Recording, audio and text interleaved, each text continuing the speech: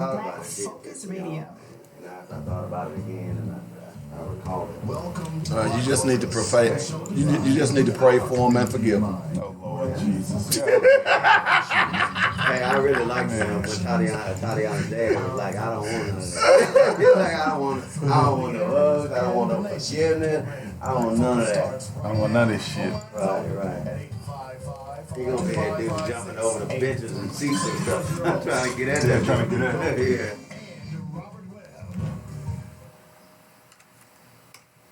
Hey, what's happening? Welcome to Black Focus Radio. Our issues, our solutions, our voices. 855-525-5683 is the number. That's how you get in touch with us. If you were listening previously, Rizal Aaron, we had to call the fire department on him. Spray some water on him and open up the hose. But I think he's feeling better now. Be sure to join us every Tuesday and Thursday for the Power of Justice with Rizal Aaron. He's come a long way, and both Robin and I, We're really proud. we proud of him. Proud of Rizzy. He done grown up. It's starting to rub off on Rizzy. I knowed it was in him. I knowed it. So wait for him to say the F word. He was about to drop it. yeah, he was a little toasty. He was, So, but I hope y'all had I don't know if you celebrated Columbus Day. I didn't, but I was off on that day. Well, actually, I was here in studio doing some maintenance work, and so I just decided I thought Friday show was pretty good, so I replayed Friday show so you all could listen to Keisha Cobb. I will tell you that Keisha and I are in negotiations, secret negotiations, and we've got Secret? We're in a secret room, and we can't take our cell phones in or anything like that. Suck it now. See, the black man always got to go there. But anyway, she's probably going to join the show every Friday. Suck it now. Okay, so it'll be fun. She brings a unique brand, I thought. She brings some estrogen up in this one. Yeah, very quiet. I mean, nice, and that black girl intellectual magic. You know what I'm saying? I kind of like that. So I asked her, and she said she might be able to do it. She won't do it this Friday. She's going to New Orleans. She's going to New Orleans. But just don't go around that damn hotel that crashed. Oh, did you see that? Yeah. Man, and when they said Hard Rock Cafe, Hard Rock Hotel, I'm saying to myself, there isn't a Hard Rock Cafe in New Orleans. They were building one. I know they were building one. So yeah, it's 2 people are dead. It was caught on video. It was pretty horrific. So, but anyway, she'll be joining us probably the next Friday. So we'll keep you posted on that. We've got a lot of stuff to talk about today. We've been out for a while. There's so much stuff that went on over the weekend. The president. There's a Black News Network that's about to start, I believe, October 22nd. That I want to talk about, which I think is a good thing as well. Who own it? It's owned by, actually it's backed by Saeed Khan, who is the owner of the Jaguars. And also... Okay. Are you going to make a value adjustment before Yep, already done. No. Yeah, already done. Sorry, Dave. Okay. Sorry, Dave. I'm sorry, man. I'm sorry. It's already See, done. you're acting like a typical black person. Well, I am black. I don't know if you noticed, but I am a brother. Oh, yeah. Hello. I is black, Okay. player. Well, I is. J.C. Watts and Already done. Okay, we can move on to the next topic now. Ben Watts. Okay, we can move on to the next. We can move on. Ben Chavis, who was... We can move on.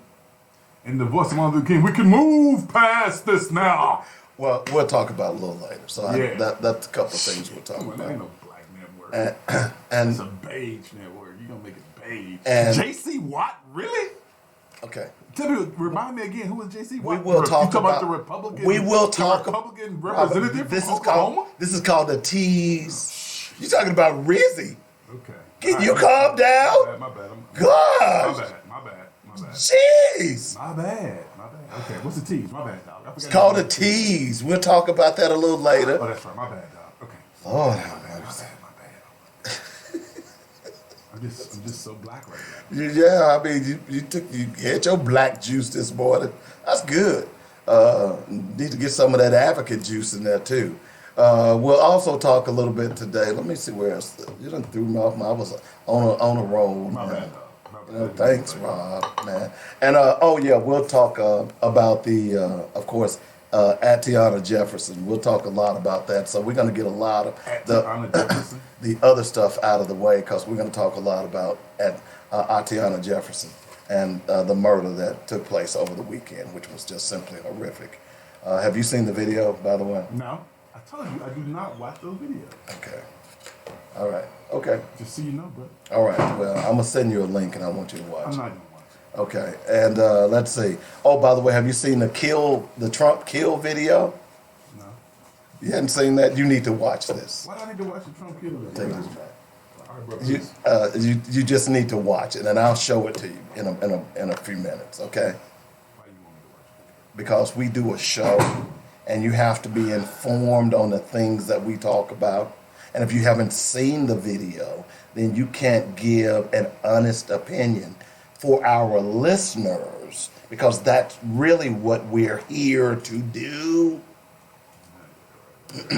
Also, suicide attempts among black teenagers, it has increased over the last 30 years, far and beyond other teenagers.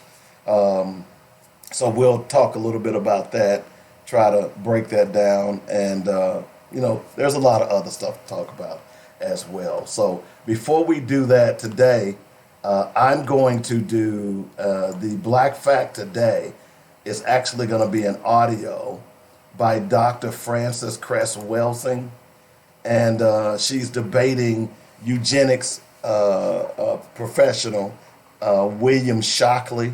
So we'll play you about 10 minutes of this, and if you want to hear the entire video, which is about 30 minutes, you'll need to go out to my wall, Black Focus Radio, and listen to it for yourself. You all know I've talked about Dr. Welsing often. You've heard me mention the term menticide. She is one of the early black psychologists who coined this phrase. So I think you'll find this interesting. So I hope you'll enjoy it. Here is our Black Fact for today. Black facts. Our culture, our history, our people.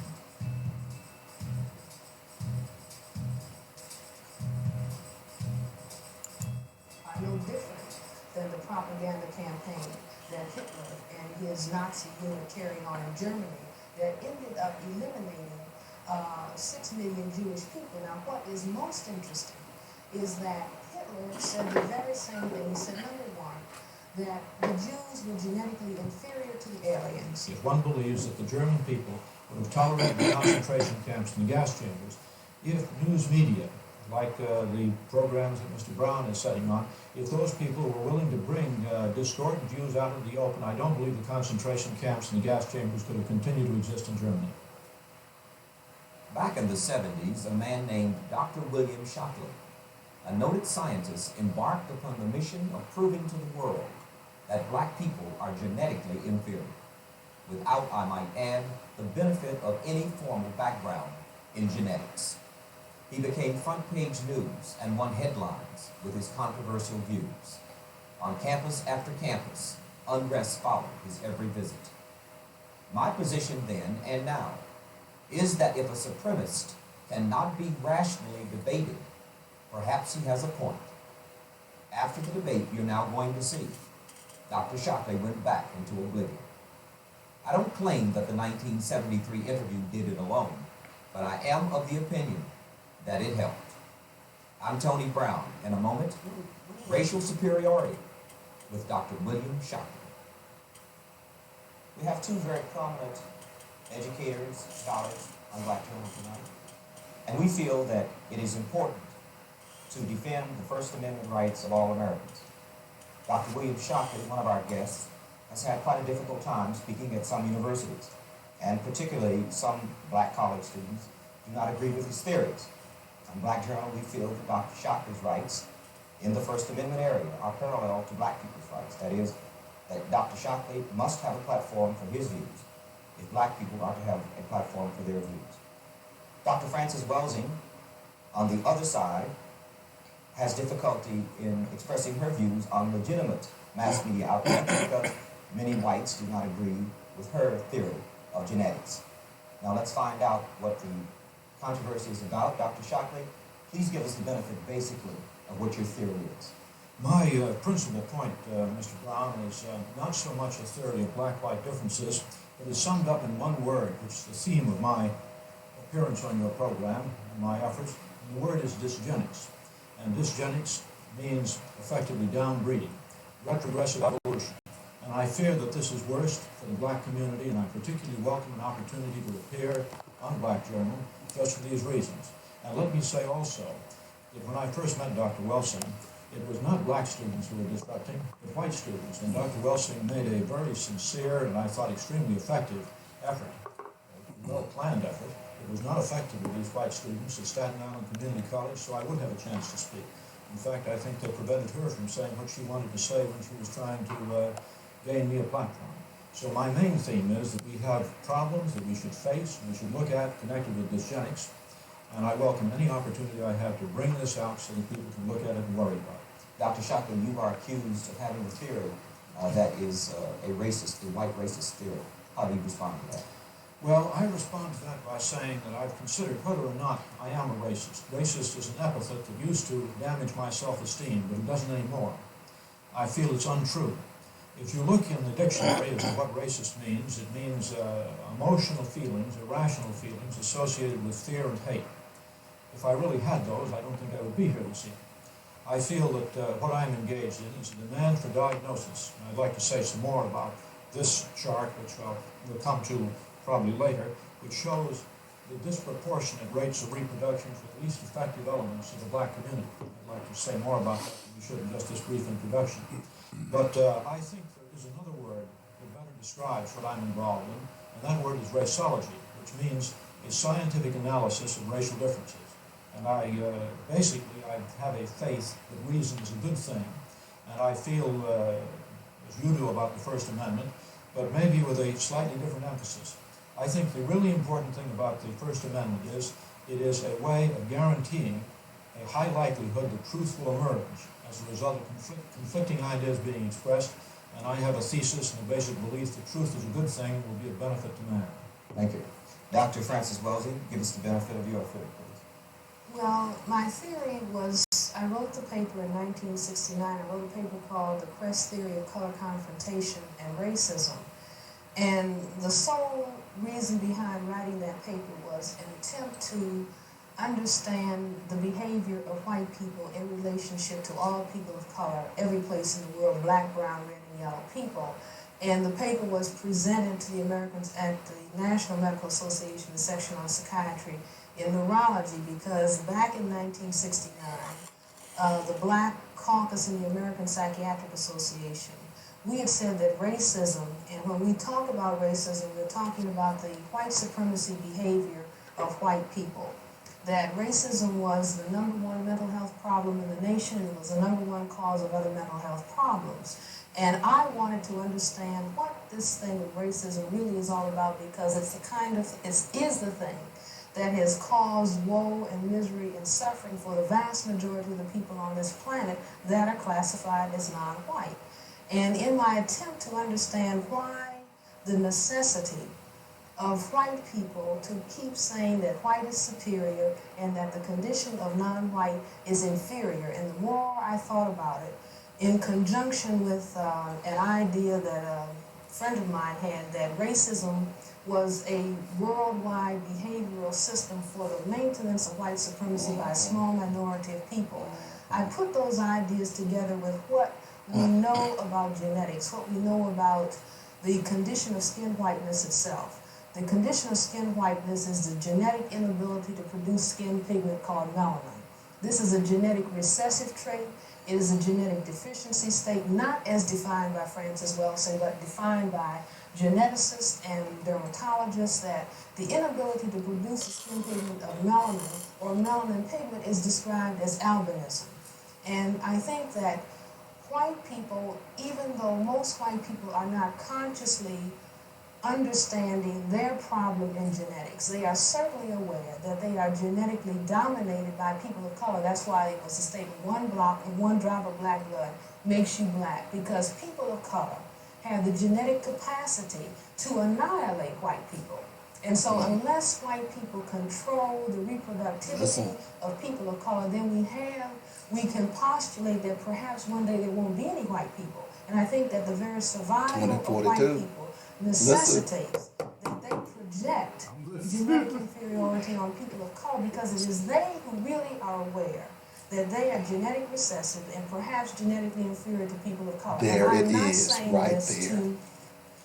to call the condition of skin whiteness to say, well, no, white people are inferior. I'm not saying it for that purpose, but I think that it is of prime importance for the majority of people in the world to understand why it is that white people have to, the effective majority, large numbers of white people, have to move in a hostile, in an aggressive way against people of color, and have to constantly focus on it's you who's genetically inferior, because they realize that there's something wrong with their genetic status. Now, May I take a call? Oh, sure, All right. please. Now, let me, so that, because we have a number of calls, and we'll see what the public wants to find out also.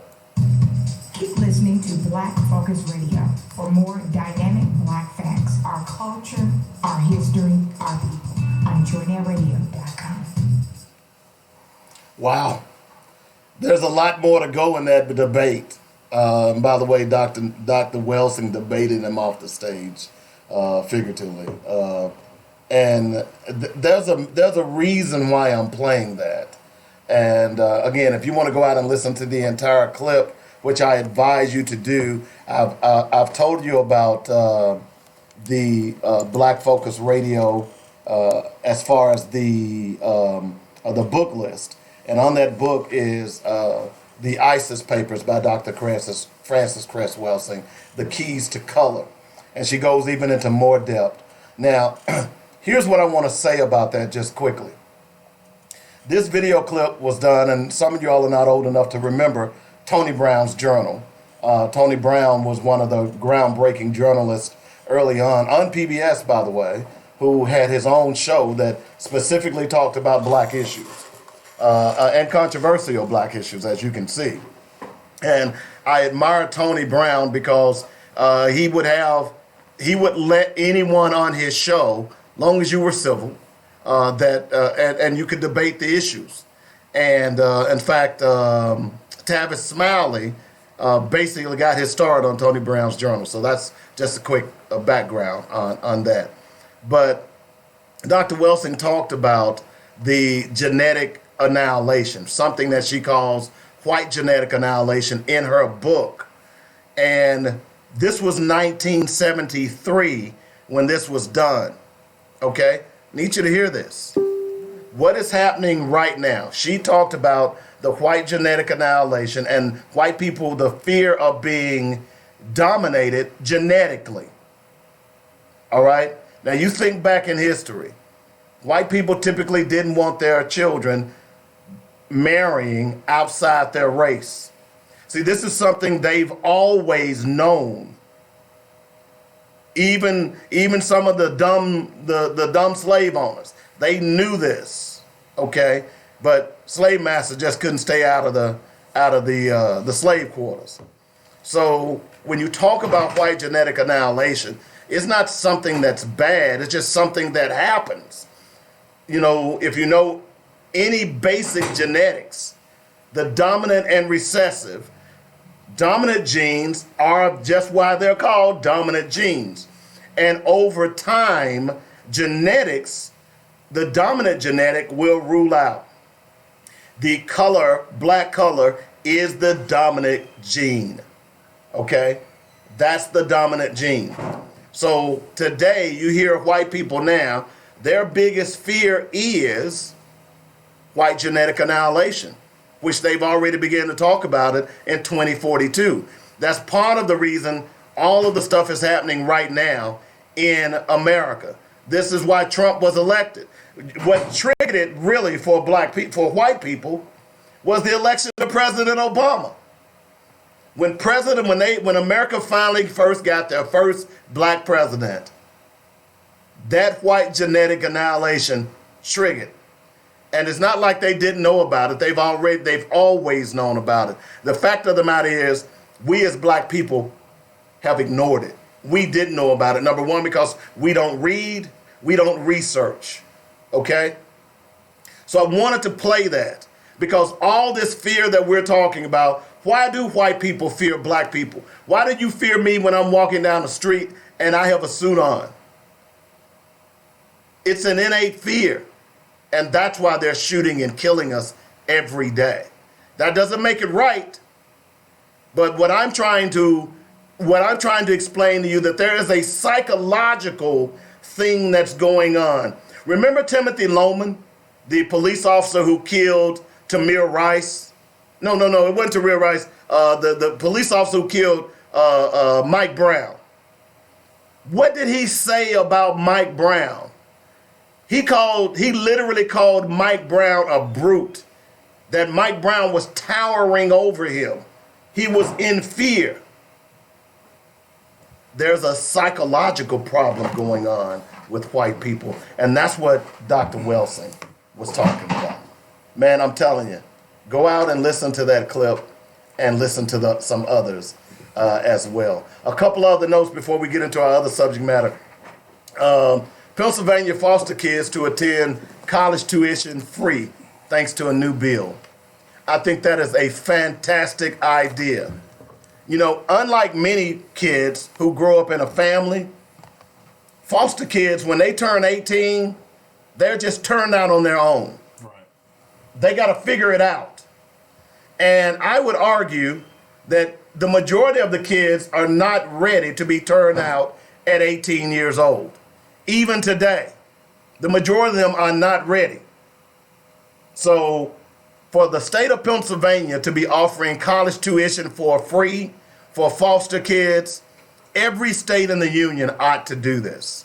This is a wonderful idea. This gives, because see, these kids don't, if they fail when they turn 18 and they're turned out by foster care, they don't have any backbone. They don't have any family to fall back on. They can't go and sleep on mama's or daddy's couch. They either sink or swim.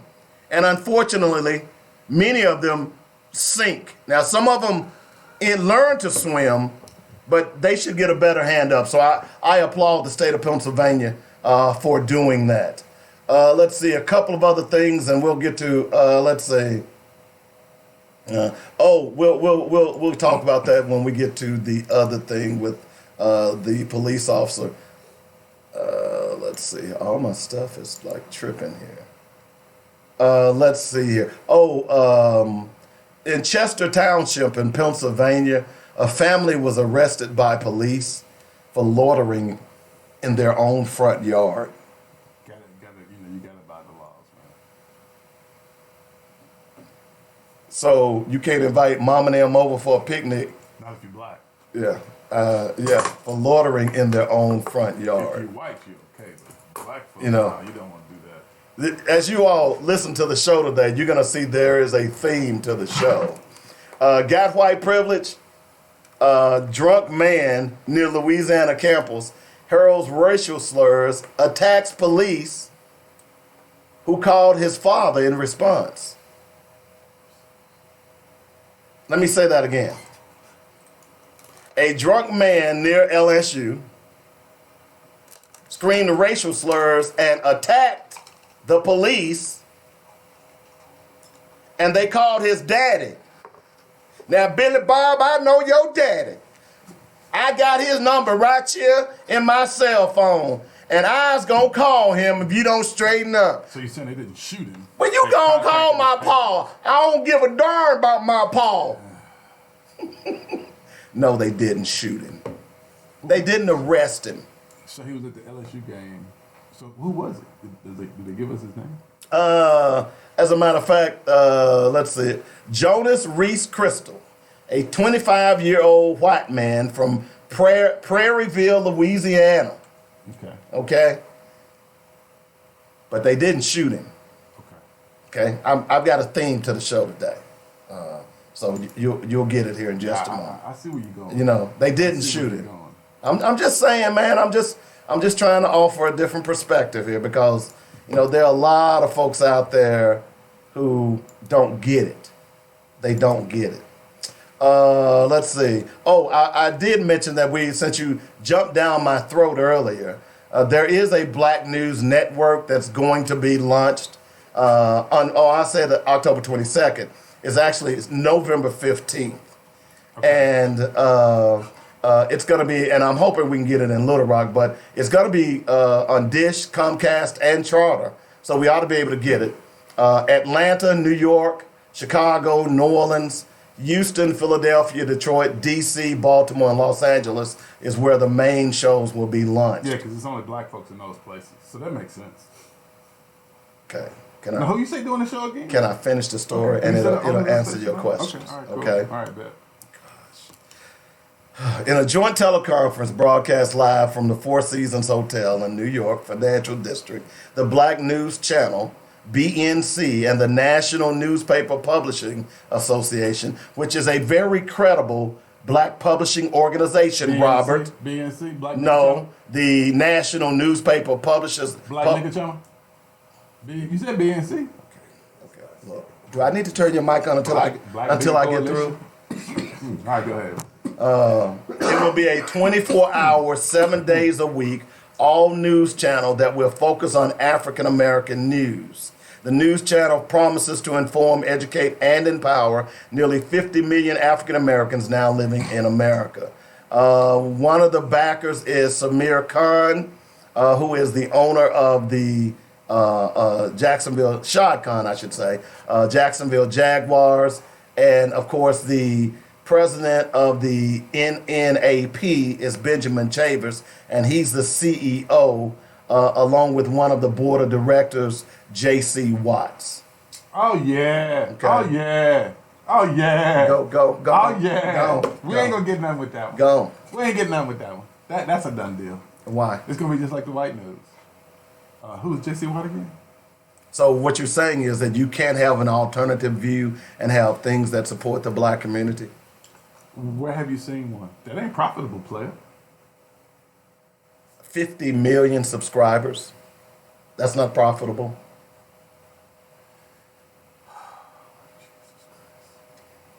I'm just asking. So what, they gonna shine a different light on black folks? They are going to have 6 anchors, a morning show, an afternoon show, and a lunch show. This is going to be just like a CNN and so on and so forth. I happen to think that this is Okay. Why you do that to me, man? Man, You got your look. Yes, you got your look. You got your look. Look, because I'm in the media, I know how important this is. Robert, why are we doing this show? Yeah, but you know. Well, wait a minute. Why are we doing this show? No, I don't want a political answer. Why did we decide to do Black Focus Radio? Tell me. Come on. But they didn't decide to do that. They didn't decide to do the Black Nigga Network for that. The Black Nigga. I didn't ask you that question. I asked you, why did we decide to We wanted to make sure people got good information. Okay. However, that ain't the same thing. Don't you want to give them a chance?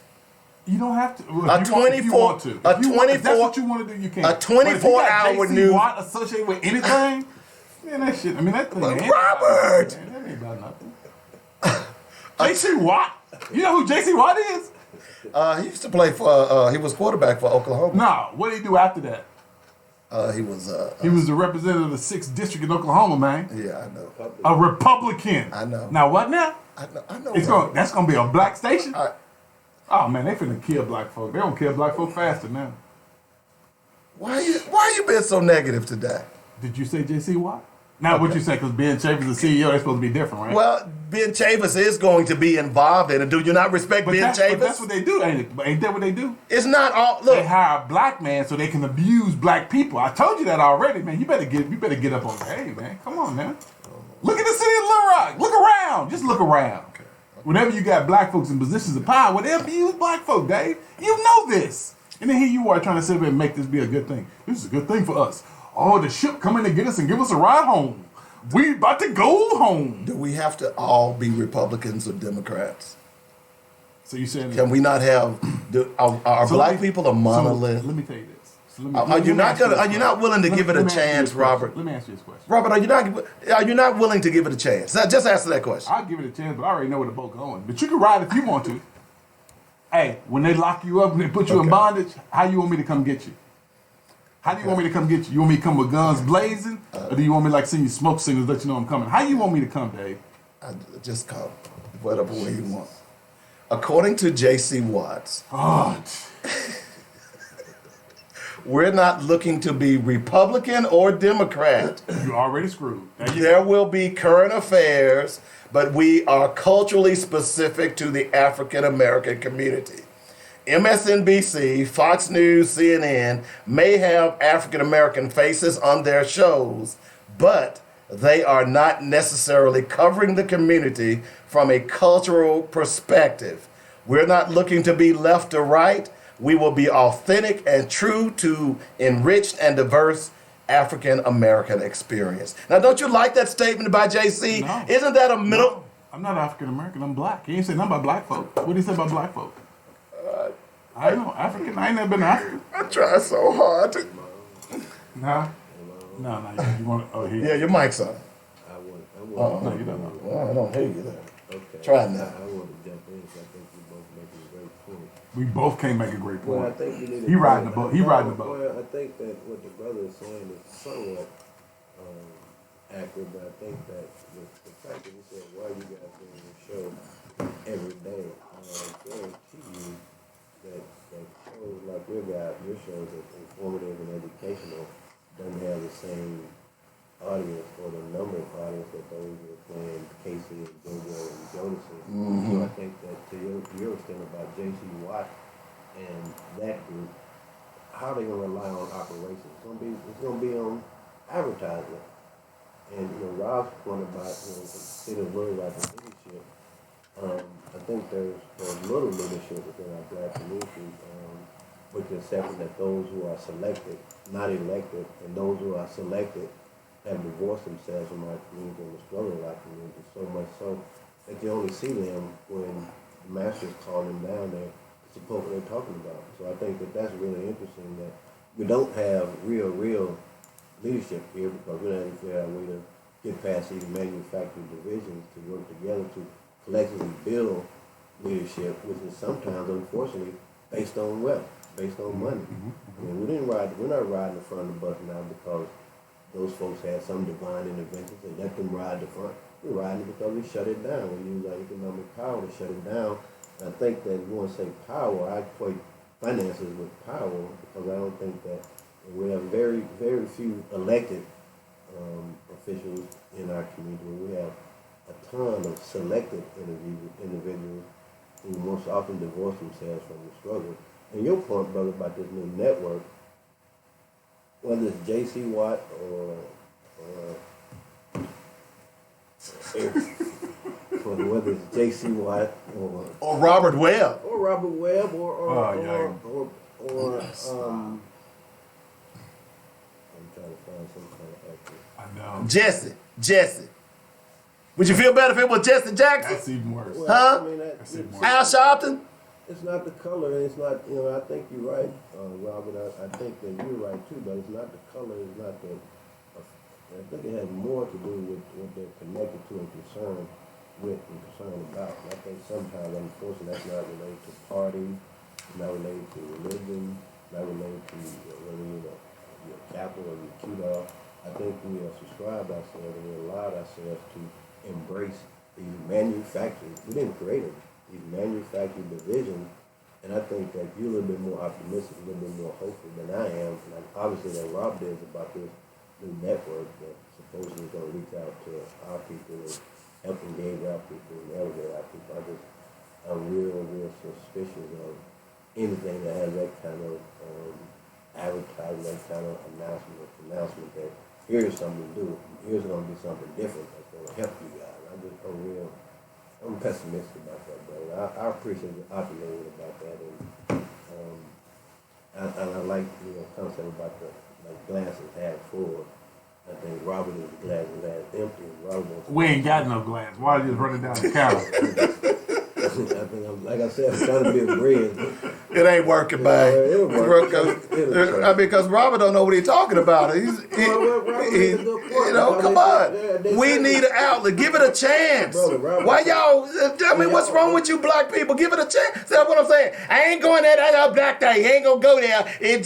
Come on, give it a chance. We don't have a black network. Maybe it'll work, Robert. Let me remind you though. I want to take you back. I want to take you back through Walk the Time. No, don't say. When BET. No, don't say BET. When BET first came, BET had, man, we had Ed Gordon. Ed Gordon did some great stuff, man. Yes, he did. I think Ed Gordon, Tevin Smiley. We had some folks back then, man, that stuff that resonated with people. Yeah, because they were giving us the real. Right. You don't. But we don't know. Have you watched BET lately? Well, BET never really. Nigga, no. But it's been that way for 30 Take it years. to the mall. No, it hasn't, Come on. brother. Yeah, it started off with the news outlet, but then I know when I was in Little Rock, it went off at 6 Who o'clock. bought it though? Viacom? Who bought it? Who bought Who bought BET? CBS. I worked, Yeah. I worked in the music industry. CBS. That's right. That's right.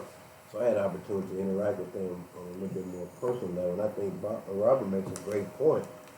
They always say, pull yourself up by your bootstraps. Well, you got to have some boots. Yeah. And I think that's Robert's point. And I think that's part of the thing we don't recognize as a people. Just because it's acknowledged as a black network or black news doesn't necessarily mean it's not going to subscribe to the way we're looked at and viewed with other news systems or entertainment systems. Can we just wait and see? Okay. I mean, y'all are a bunch of haters today. No. Come on, are y'all upset because Columbus Day was yesterday? What's up with Have this? you heard me say anything negative about that? He not saying Have you heard me say anything negative about that? That's Man, because Dave want his little black radio. He want his little black TV show. I mean, have you heard me keep saying y'all? I hadn't said anything negative about it at all. I just can we just give it a Robert makes a chance? valid point. Can we just give it a chance? Can we just give it a chance? I'm not saying I'm not gonna give it a chance. And you haven't heard me say I'm not gonna give it a chance. So I think, brother, what you need to do is help us all to quit saying y'all. Yeah. Because I think that's how What's we wrong? view What's somebody. wrong with y'all? Well, listen, y'all. I didn't say that. You hadn't heard me say that it's not going to work. It's simply, I base my comments on Robert's comments on past experiences. I didn't say I wasn't going to give it a chance. I didn't say it wasn't going to work.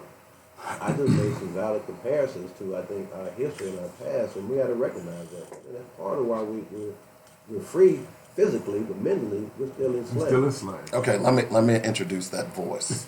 Those of you who don't know, that voice you just heard is director Ken Richardson, who's sitting in with us today, and glad to have him. Certainly, we're going to talk one other story, and then we'll get into some.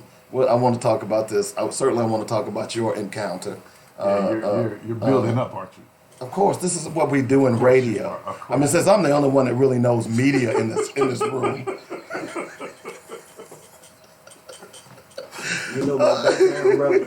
I'm just don't take it We're just taking shots at everybody today. Background, brother. I'm taking shots at everybody. I spent a number of years I'm just managing a successful branding. I know. Yeah. Involved with a number of media outlets that's national and worldwide. So I think that's really interesting that you're dismissive of me. He's dismissive of both of us, man. Well, He's being why you call? Come on, man. All right.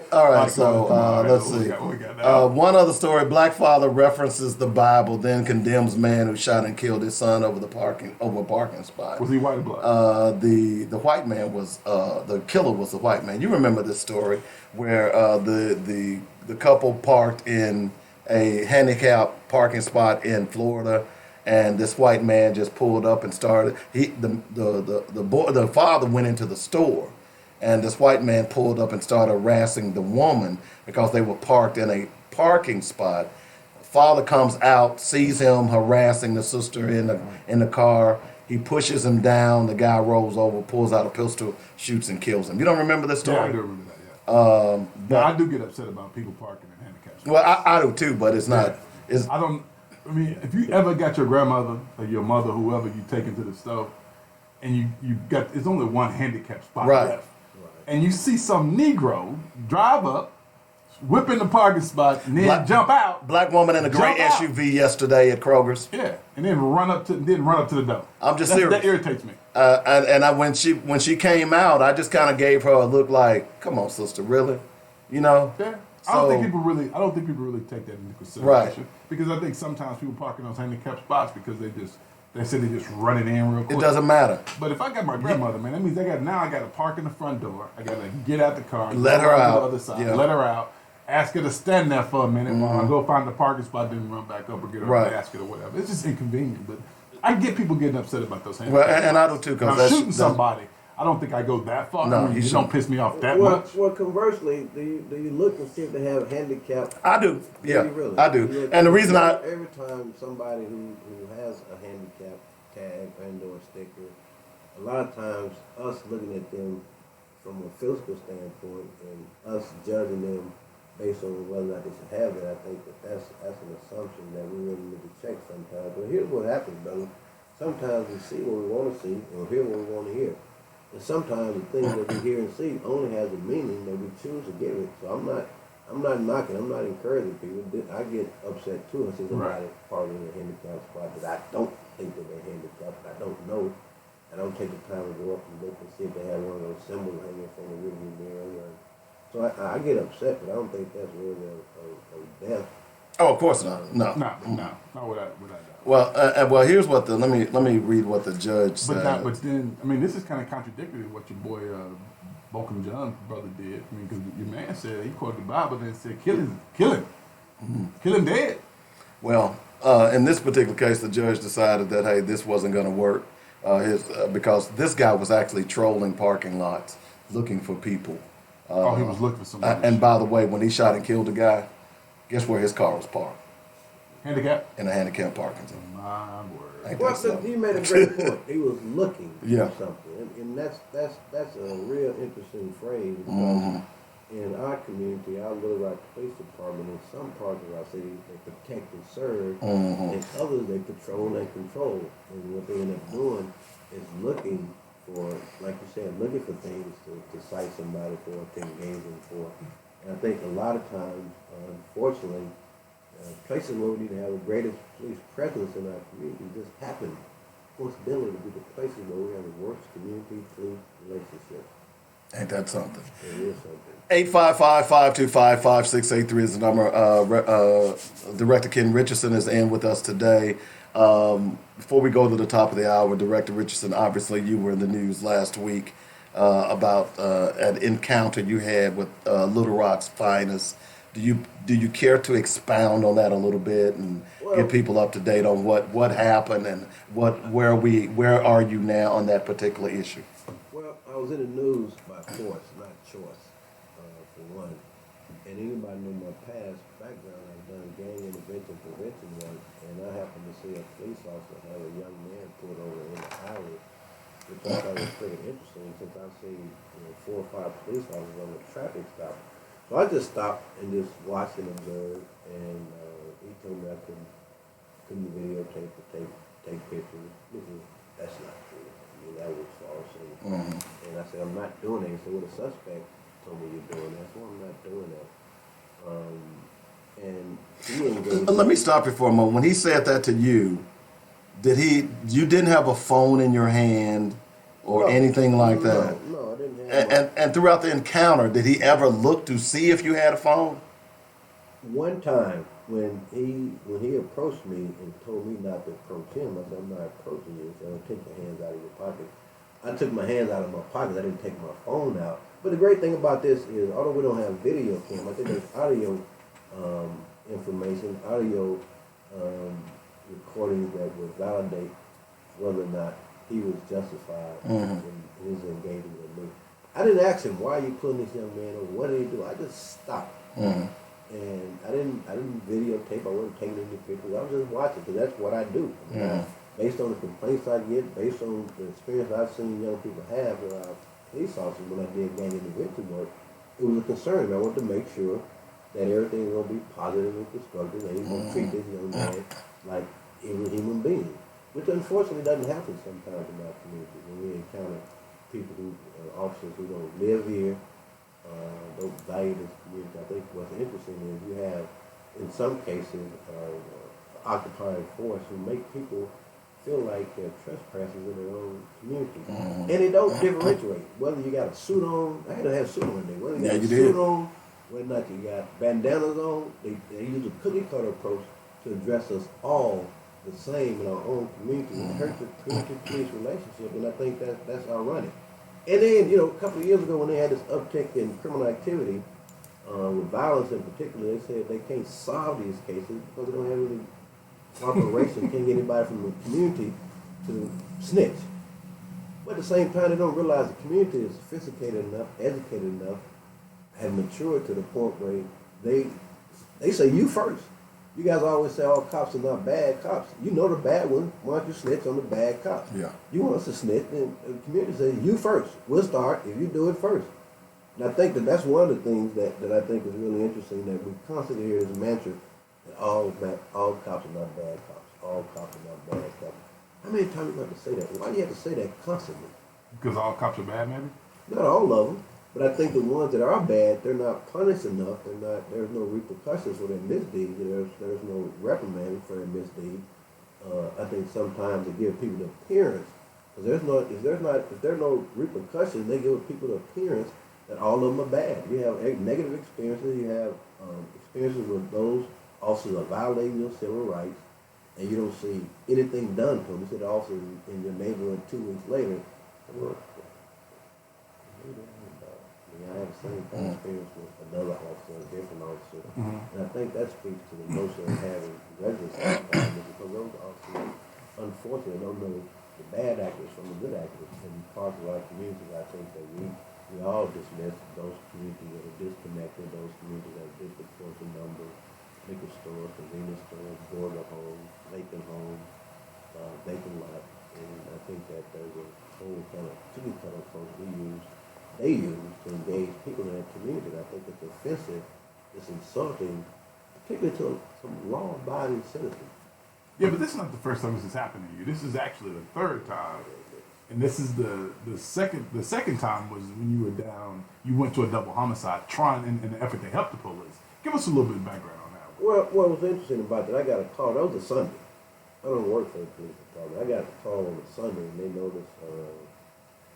Gathering of one gang, group of gang members, and he noticed a gathering of another different set that was within close proximity. So I went down there to try to make sure there wasn't going to be any conflict between them.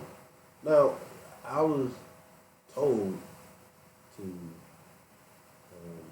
leave, get away from a certain distance. I wasn't close to him at all. Then it wasn't until Chief Finks came in, Assistant Police Chief, came in and said, well, he's okay, he was okay. Now, the way these badges that we have are made, in order for me to show my ID, if you want to see my ID, I showed you have to see this badge. So I was accused by this idiotic president of FOP of using my badge to try to police or help the police, and gave me the date of the next recruiting class. And at the same time, I'm out there, and he's in the close confines of his home.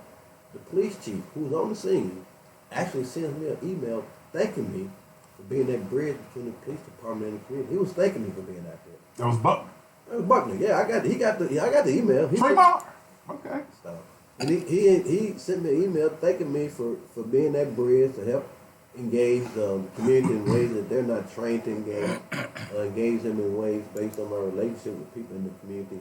Now, all the while, nobody's paying attention. I had my brother out there. No one is paying attention to this one rival set of gang members gathering up. Now, that's not to say that it was going to happen at that point in time, but something could have happened that could have resulted in some violent criminal activity later on that evening. So I didn't want to, that was a Sunday. I didn't want to be out there watching football. And I got a call from one of the residents in the community who told me about it and asked me could I come check it out.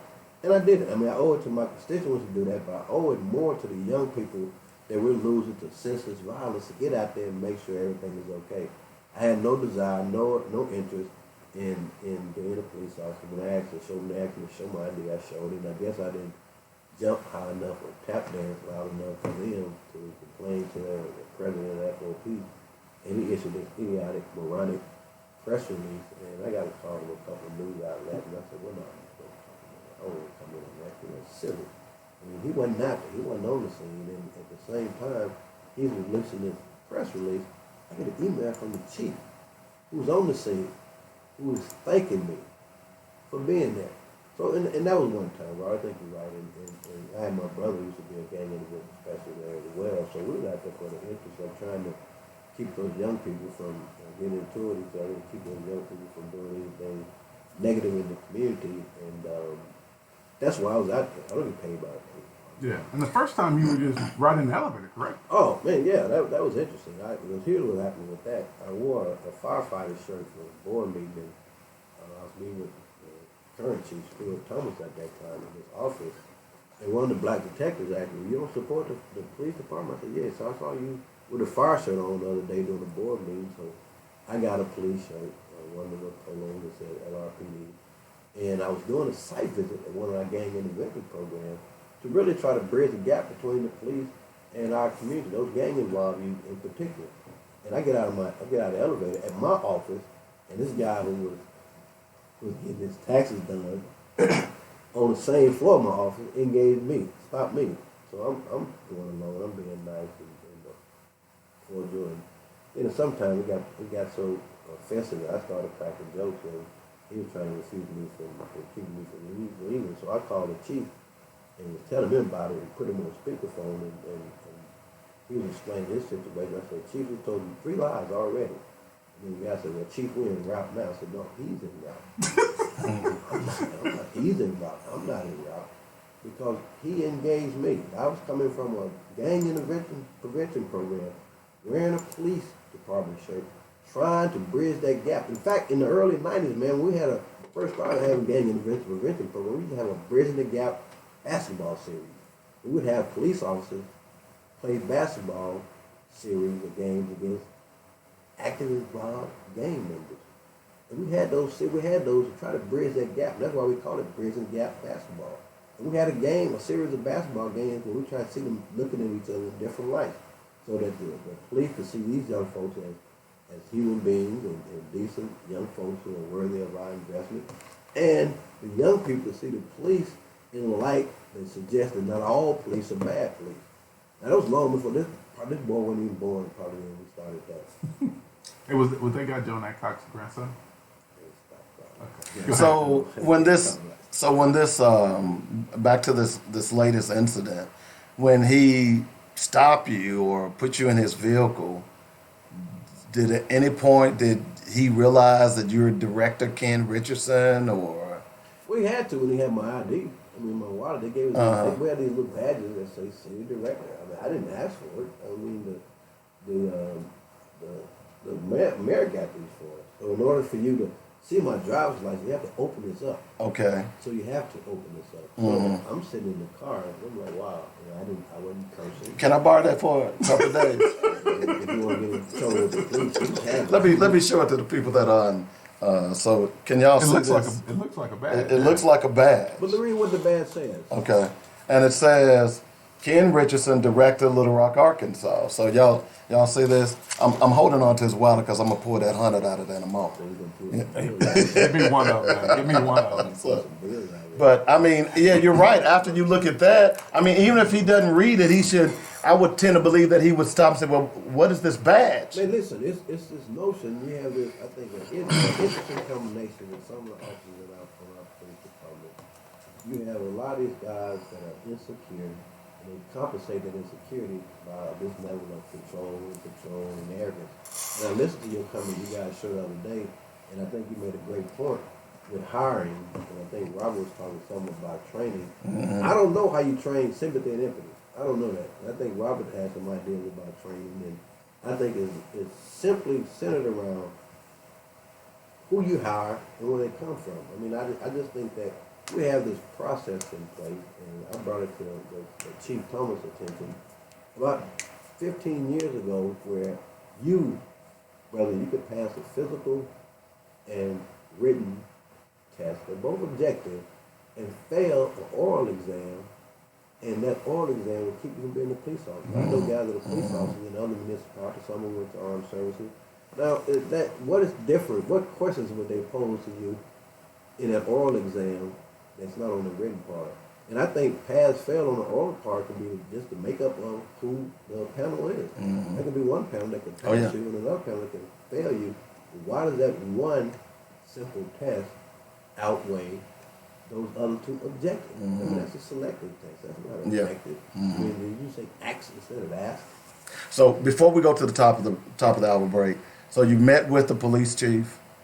What can you divulge the information after the incident? Well, what happened? And he apologized. When I called him that night, no, the arresting officer was not Joan Adcock's grandson. No, stop it. See what you did, Robert? LaTanya, no, that is not correct. That's just Robert acting a nut. Okay, no, that's not correct. I'm sorry. We don't know it wasn't. We don't know for a fact I it had to wasn't. quickly dispel that myth. Okay. But we don't know it wasn't. Okay, all right. Tanya, we do not Robert, know will that you it was stop not it? her Will you grandson. let our guests? Well, here's what What did the I chief called say? the chief that night, and I had already pre-scheduled a meeting with him the following day.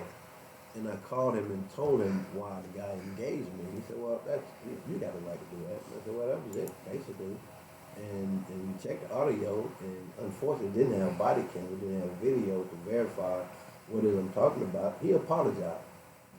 He apologized. He said it's gonna go to internal affairs. And I said, my point is this: I don't want to micromanage your department, but I think whatever punishment that's issued out, we need to have it severe enough that it's going to register him and to all of his colleagues that these kinds of actions are unacceptable, whether the city director or not. That's beside the point. I don't expect any deference because I'm the city director.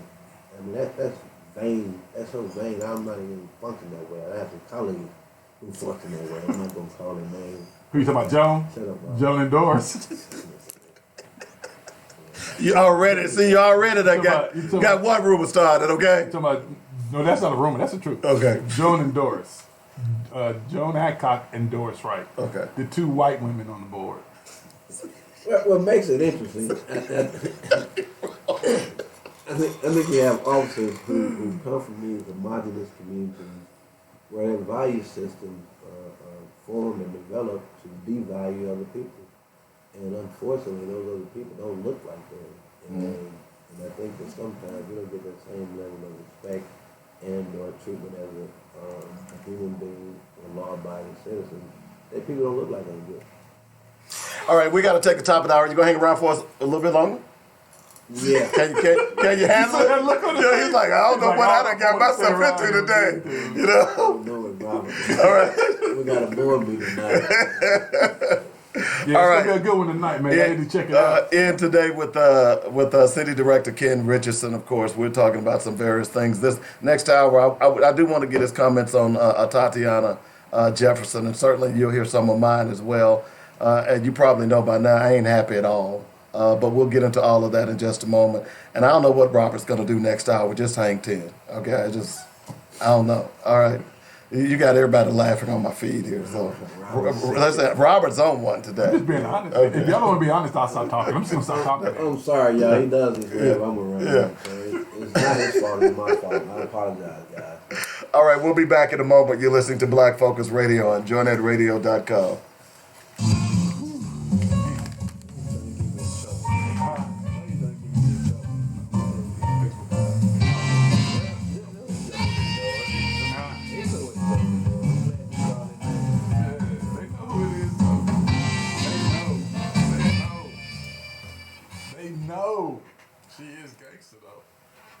Wait till tonight, man. So after, man, Ladies and gentlemen, back. We get ready. I thought we was gonna put it all together first. You said nah.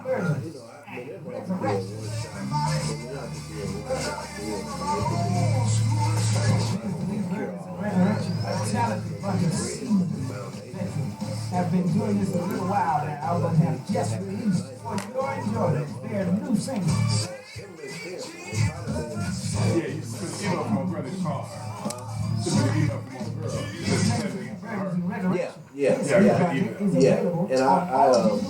I just think that my brother's plan on being down there. Tonight? Yeah. I Call talked to now, brother Keon. 803-847-6227. That's 803-847-6227. And enjoy. Minister Lee Burgess and Resurrection.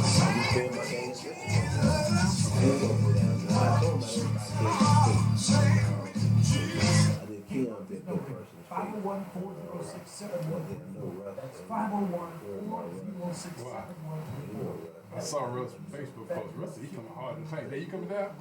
I'll be there. You need to speak, man. You need to I am. fill out your card, man. Don't hit too hard, man. I just think it's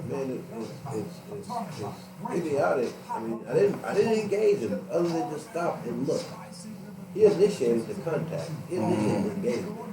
And I think what really got on his head, this whole arrogance about taking me in charge. When I told him, I called Chief Humphrey. Okay, who you call?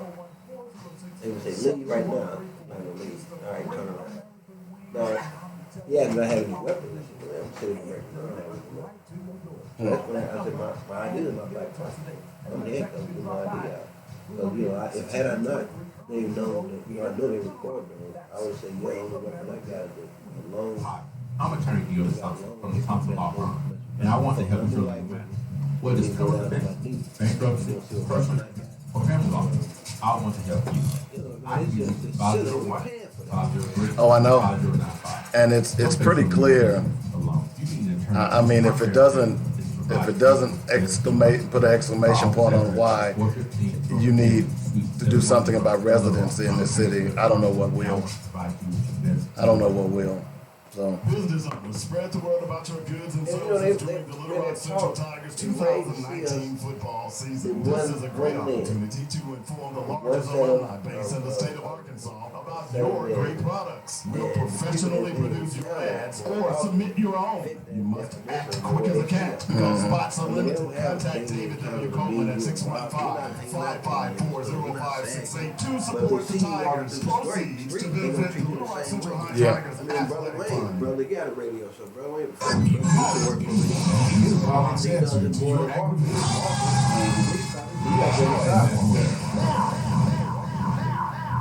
The views and opinions expressed today on Black Focus Radio are not the views and opinions of the station, its management, or its advertisers. Now, let's get ready to focus on our issues, our solutions, using our voices on Black Focus Radio. happened to me in a public place. I'm wearing a suit. Welcome to Black Focus, the show designed with our Oh, yeah. right mind, Oh, yeah. where we focus on our issues, developing our solutions, using our voices. Central Arkansas. That's what you got the mic for, brother. Shit, you're free to say whatever you're free in here. Hey, this You're free in here, this man. Black Focus, baby. Hey, man, you're free up in here. That's what I'm saying. You're free up in here, man. You ain't no slave up in here. I'm saying. Massa ain't gonna say that up in here. All right, welcome back to the show. Dave Coleman, Robert Webb, and director Ken Richardson is in the hizzy with us today, talking about some issues of the day, of course. We'll continue to talk to him because, by the way, if you're free, make sure you get down to the board meeting today tonight, 6 o'clock, to see me. I'll be there. You know, I've shaved especially for the board meeting tonight. So I prepared a soliloquy as well. So and I'm bringing my own theme music, so it ought to be fun. So we ought to have a good time. We'll continue to talk to Director Richardson, but I do want to get your comments about what happened this weekend in Fort Worth, Texas. Of course, those of you, if you don't know, you've really been under a rock. But let me just recap. Atatiana Jefferson, a young lady who was playing video games with her nephew in her own home, was shot and killed by a Fort Worth police officer. For what? He was. What was she killed for? He was called for a service check and a wellness check. Now let's be clear, the call did not go to 911. Yeah, the 311. So it was just a standard police station call. But from what I understand, the police chief said that those calls go to, whether it's 911 or 311, they go to the same officers. But anyway, the point is that this officer shows up. The neighbor had called because her front door was open. It was 2:30 in the morning, and he was concerned. According to the body camera, he went to the front door, looked in, decided to walk around to the back door, to the back of the house, saw a silhouette, in other words, a shadow in the window, and within, according to the documentation, 0.6 seconds, he shot through the window, fatally wounding Atatiana Jefferson while her nephew was there. Now, in the aftermath, the police began to immediately to try to sully this young lady's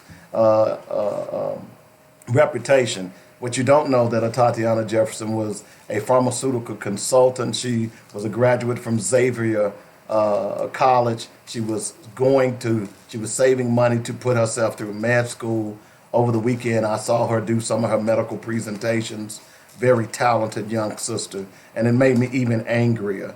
That makes me mad and angry and angrier, like you said, because after they do what they do, rather than them face the repercussions, they'll go back and try to sully someone based on their past. They did the same thing with blacks here. Yeah. They did Yeah.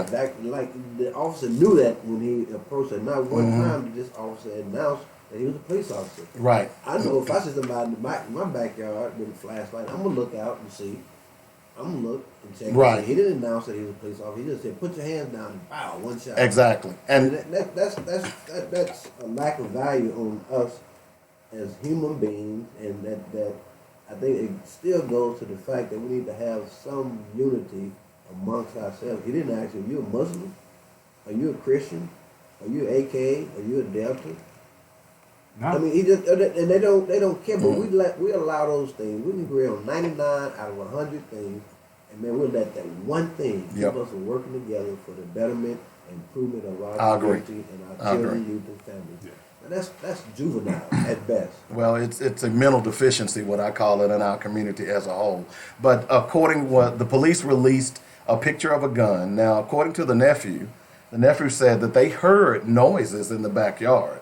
Yeah. And she, just like any homeowner, retrieved her weapon. Now, Texas is a free carry state, number one, so she's legally able to have a gun in her home without a license, by the way. But to release the picture of the gun to try to justify that he feared for his life, when you can see on the camera, I don't know if you haven't seen the video, but I've watched it multiple times. There is nothing in that video that shows us even a silhouette of a gun. No. Okay. No. So and then of course yesterday, I believe the mayor apologized, said that was irrelevant to what had actually happened. The officer has now been he has resigned as opposed to be fired, and has finally been arrested for murder, and he is now currently out on bail. He was charged with murder. So he's currently out on bail. I think what bothers me, and you guys can weigh in on this as well, it bothers me because, and Robert, we had this discussion, and I think Director Richardson, you listened to a little bit of it. See, this is why I was saying last week, see, this ain't training, man. Because let me finish. Okay. He went through training.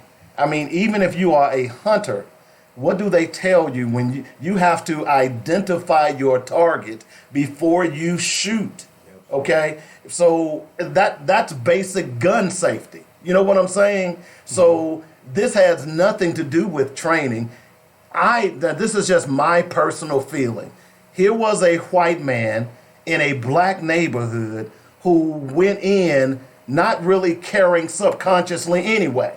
You understand what I'm saying? I agree. Given the neighborhood, yeah, I agree. Right. He didn't really care anyway. So his whole goal in there, he was going to be Billy Badass regardless. This is just my conjecture on this and looking at the video, because you really need to watch the video. Because the young lady had the front door open because she and her nephew was up playing video games, and it was such a beautiful night. They were just letting the air flow through the house. So had he stopped at the front, you could have screamed in the front door, "Hello, hello, police, police." He never did that. You see, he looked in the front door and then decided to go around beside the house where he saw the silhouette, and then said, "Put your hands up, put your hands up." And then he shot through. That's not training. That's someone who doesn't care. And that's my point. I'll say this again, and Robert and I, we have some interesting conversations about this. Man, I do not know how to train. If I had a model of training curriculum that could train people how to develop sympathy and empathy for other people who don't look like them, I'd be a billionaire. Because a lot of those folks, they're raised, their value systems are based on the devaluation. I made up a word, but to devalue people who don't look like them. Right. And then I think that's part and parcel of what we see here. And I say it again and again. Parts of Little Rock, there's a protect and serve mentality. Other parts, there's a patrol and control. And that control part, they really want to let you know whether you're a city director, whether you're a state representative, as they did with John Walker in the middle of the day, exercising a law that was sponsored, that was signed based on a bill that he sponsored. 12 noon. And it's civil rights long time. And the officer knew he was. Oh, I know you. Right. John Walker, you're a race baiter. Well, what is a race baiter? It was almost like he was proud to arrest John Walker. Absolutely. What is a race baiter? And if I throw bait out there, I can't catch number of races. If I'm a race baiter, I can't. That was so funny. Now put this in context. If what happened to John Walker at 12 noon, them knowing who he was, 12 noon, middle of the day, man, I can't even imagine. I don't want to imagine because I've gone to funerals of more young people than I care to acknowledge. And it wasn't by police, it was by young folks killing each other. But imagine what happens to these young brothers that encounter police at 9 o'clock on 12th and Woodrow or 13th and Woodrow or in these parts of the area where we used to have gang activity that we don't have anymore. So I think it's this whole value system on how you view people. And I think unfortunately they've been raised to not have a lot of value for people who don't look like them, whether they're black, Hispanic, Asian. It's this whole thing that the superiority, supremacy complex that I think is reinforced daily. I mean, it's reinforced via media, via interactions. It's reinforced daily. And I think that you made a great point about this new network. And I think that the ironic part about it is that a lot of times we don't want education. We shy away from that. We want entertainment. So, that we know right now there's far more people listening to, what's hard right now, I don't know. I ain't up like your dad. You know I listen to that mess. But Big Mill. you and I had that point on Brother Wayne show the other day. Right. That it's a notion of having some kind of mental freedom. And we would have those people that we say that are selected as our leaders. I'm gonna write a book one day, and the title of my book gonna be "I Would," and subtitle gonna be "I Would Say Something, I Would Do Something, but I won't lose my job." I would say something, I would do something, but I won't lose my job. So the title of my book gonna be "I Would." You know, that's an interesting point. Well, hold on because before you do that. Yeah, go ahead, because I want to come back to what you just I think said. it's Go ahead. important that we understand it. Well, I don't often disagree with you, cats. It's important you understand that training. So let's for a minute, if we will, let's assume that he had followed the proper protocol, right? So let's assume he went to the front door and knocked, rung the doorbell even. She'd be alive today, or at least we'd like to think so. That's training. You don't walk around the house. I mean, to me, he put his own self in danger. He created the consequences that eventually happened. That's all with training. We'll go back and do every one of them. Berkshire, had he blocked the car in properly, he could have never pulled out, right? Did not properly block the car in. That's training. I'm not talking about something that I'm pulling out my butt, y'all. I'm giving you facts. Let's go back to Mr. Ellison. Very simple, right? Had they followed proper protocol, he would have been alive. You got two women in there that they should have stepped out of there and called for backup. But you're saying protocol says that they've got. But that's training. But I'm saying so they got the training. Am I gonna get the finish? I didn't interrupt you or Director Richardson when y'all were speaking. Sorry, sir. That's training. What I'm saying to you is that we can address these issues by way of training. That's one piece. That's not the whole thing. But if they already got the that's training? One piece. They can't have the training that's still making these kind of mistakes in the field. Now, Starks did. Starks. He violated. He violated exactly use of force policy. Exactly. And I think it goes back to sympathy and empathy. But let's go. Right. But hold on, y'all. Let's go back though. Had he approached the car and followed what they had taught him to do, then we wouldn't be in this situation. We agree, but see, here's what I think. But that's training. But here's what I'm saying. They got the training. They don't give a damn about the training. That's what I'm saying. I can't feel comfortable with you saying they have training. But what I'm saying is that we have to assume before they put them on the street that they showed them how to engage suspects. It's in the training manual. We have to assume that they got that training, we have right? to assume, but maybe they're not. But what I'm saying to you, that's why I think it's important. But that we have people they might have needed reinforcement. But what I'm saying is to violate someone's human dignity. They do that every day, Dave. I agree with you. That's not training. That's in a man's heart. Okay, hold on. That's what I'm saying. Hold on. So I need to ask you both this question, because what you're saying to me is the whole thing is pointless, and I just might as well go back into retirement because this is pointless, right? Because what y'all saying is that hey, these guys are some damn racists. I didn't say that. Y'all just saying they some racists. I didn't say that. Technically, y'all just saying they some racist and bad people. I didn't see, and if you're saying they're racist and bad people, I did not say because he was racist. Well, you're I said saying the value of one life. Well, That's all I said. right. The No, value of one's life. But no, you're talking about there's- empathy and sympathy. You can't teach empathy and sympathy. That's what I said. So it has to be training. We have to address the you're training. assuming all these assumptions that he would be alive, she would be I'm just alive. making assumptions, I- just like I y'all agree. are. I agree. I'm We're not all making no assumptions. I'm just saying that I've witnessed based on my work, based on what we've seen recently, there doesn't seem to be an appreciation or value placed or humanity placed on us as a race. I and agree. it's not just us, Hispanic as well. Listen, man, when I was doing juvenile justice work, now you tell me this, is this systemic or not? We were doing a DMC, which is disproportionate minority confinement. Black males were 6 times more likely. Hispanic males were 4 times more likely to be confined based on, even they had the same background, committed the same offense. Okay. Now, what I said, how is it able that these white cats, I'm not saying they're racist again, who actually shoot up places and then engage them and arrest them, walk them out, and some black people only have a cell phone in their hand and get murdered. I mean, the guy who shot at the church, and they took it to Burger King. Yeah, Dylan Rowe. Come on, man, they didn't. When they had me handcuffed, they didn't bring me no Seamus barbecue. They didn't get you no Seamus? No. They take it, Sam. No. So Man. I mean, that Robert, that to me. Didn't bring your real plate, huh? I didn't call it racist. I just said, how do you train sympathy and empathy? Well,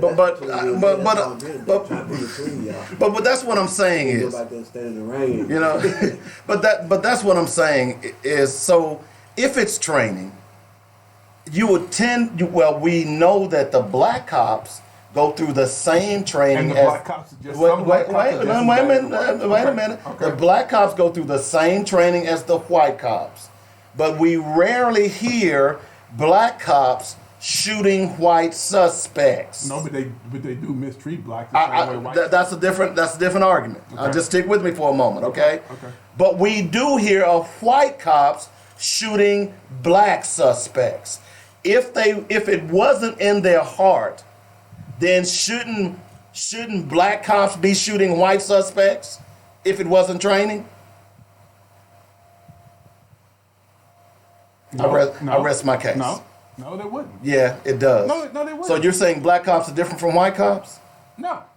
Okay, so if they're going through the same training, they get in the same stimuli. One cops kill black suspects. The black cops doesn't kill white suspects. Where's the disconnect there? Dave, now let me say this, Dave. Where's the disconnect? Okay, Dave, currently, I don't know, because guess why? I haven't had an opportunity to properly vet the training. Once I get the opportunity to properly vet that training, then I can answer that question. So you're saying that the training affects black cops differently from white cops? No, what I'm saying is I met a white police officer who say after being on the force for 13 months, he left the Little Rock Police Force because it made him racist. That may not be the training, that might be the environment. Hold on, Dave, hold on. If that's the case, then I think it's important that we properly audit this training to find out why that occurs. Say, man, how do you train somebody to be a racist? He said he went through. He said he went through. He said It after being on made- there for it 13 made him a months, racist. he became a racist. Yeah. That's why that was environment. That wasn't the training. But we still need to go through the training to identify what's there. The chief's talking about a new training curriculum they're going to bring in to hopefully address issues like mind count. But what you just said a minute ago is really was oxymoron. I mean, you say train to be a racist, No, if I said that, I apologize. He said after being on the force for 13 months, he quit because he became a racist. Well, because he became a racist. And did that happen? How did that Did that happen? Did that happen with him interacting with other officers? Or did he just get struck by lightning? Oh, man. Or was it always in his heart in from the his heart. beginning? I mean, That's maybe, my point. Maybe he recognized that. That's my Okay. point. Maybe So you know what? recognize that with his encounter. Don't get upset because we don't agree with you. No, I don't want you to. I love disagreement because disagreement only makes the conversation stronger. But the point is that okay? So I will acquiesce on that one, right? So let's say that he did become a racist just because he was on the police force, just because he was dealing with Negroes every day, and he saw the way that everybody else treated Negroes, and so therefore he started treating Negroes the same way, right? Right. So if that's the case, where did that stem from? Where did that behavior stem from? Where are these officers? Where did they get this from? Where did that start from? We got to find the starting point and then address it. So where did it start from? You make an interesting point to me. I went to the Citizen Police Academy. No, I'm not talking about the Citizen Police Academy. Yeah. No. Listen, I hear what you're saying, but you made a real interesting point to me because what you're saying, I don't know how you audit or monitor or evaluate whether or not somebody has sympathy and empathy with people who don't look like them. I don't care what kind of training you go through. When I went to Citizen Police Academy, they didn't teach me how to wear those dark shades. They didn't teach me how to use the F word when I'm engaged with certain people. I didn't learn that part of the training. Okay. So I think that and the first thing they'll say, they're feared for their life. But why you become a cop? Why you become a cop? They refuse to live in our city because they say it's not a safe city. Mm-hmm. Why are you working in it? I mean, seriously, why are you working in it? I thought you was here to make it a safe city. Right. And if you live here, hopefully to make it safer, we'd have an increase in our revenue. Why? And then they have this whole mantra. You say it long enough, people start believing, well, it's a school, it's a school, it's a school. Man, listen, based on the deductive reasoning of some of the encounters I've had with some of our officers, the school system that they come from compared to Little Rock School District look like the Ivy League. Amen. A lot of those tests, you know as well as I do, are racially biased. A lot of those tests. So I mean, what the whole notion? I mean, this is what we're talking about. I think Brother Dave keep hitting on it. And listen, Little Rock School District was taken over by the state because 6 out of 48 schools were underperforming. Mm-hmm. Now you do the math on that. That's 87.5. Mm-hmm. That's a B plus when I was going to school. But you also had 15 that had D's. No. I'm talking about at the time, the justification that they used to take over the Little Rock School District. Mm-hmm. The justification, not money problem. That was the only one I think the whole state has taken over didn't have fiscal problem. But that was the justification. How could you take over a system and then that number increase? Right. No, good point. That's a great point. Valid point. But again, you and Dave keep talking about sympathy and empathy. Yes. There's no way, in my mind, I can rationalize how we identify who has empathy or sympathy for black folk in a hiring process. Do you ask everybody you hire, do you love niggas?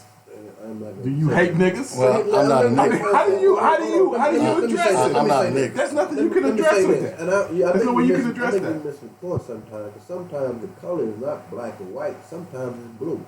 Because I've seen some white officers that I grew up with, went to school with, in Central, you've grown up with them. I've seen some of them have more sympathy for the people who live in this community than some of the black officers who don't live in the community. You got to have some kind of community connection. Now, if you don't have any appreciation or desire or even willingness to live in these communities that you claim that you try to make safe, how are you gonna see these people as human beings? How are you gonna address that if you don't have any passion or empathy or sympathy for those people? All right, counterpoint. You often talk about Chief Hayward Finks. Chief Hayward Finks was a police officer of the year. I don't often talk about him. You mentioned him a couple of times. So he was police officer of the year. And I don't know if y'all are aware or not, but do you know how you become police officer of the year? You have to arrest people. You ain't arresting black people. You ain't arresting white people. You're arresting black people. And now, if I remember correctly, Director Richard, correct me if I'm wrong, Mr. Finks grew up on 13th between Woodrow and Alice.